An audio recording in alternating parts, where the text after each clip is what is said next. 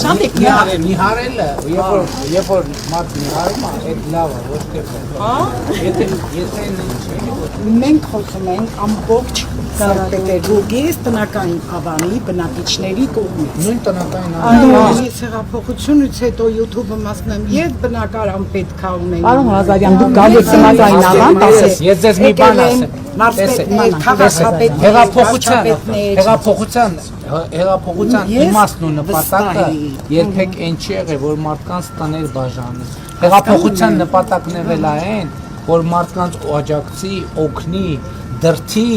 դնին վիճակի մեջ, որ մարդիկ իրանք աշխատեն, վաստակեն, պետության հարկերը վճարեն եւ իրանք իրանց համար բնակարան ձեռք բերեն։ Ես նոր էլ որ մտա, ասում էի ես այդ մարդկանց հետ խոսակցության տպավորության տակ ճանապարհին մտածում էի, բայց մենք այդ մարդկանց համար ամենաճիշտ ձևը ինչը կլներ, ամենաճիշտ ձևը, ասում եմ կլներ, որ մենք այդ մարդկանց երեխեքի, այս երեխեքի համար նորմալ կրթություն կարենանք ապահովենք, որ այս երեխեքը մեծանան, իրանց աշխատանքով վաստակեն, իրանց տունը առնեն։ Վասի իհարկե սա բան շատ լավատեսական չի հնչում այն մարդկանց համար, ովքեր արդեն 40, 50, 60, 70 տարեկան են, բայց հիմա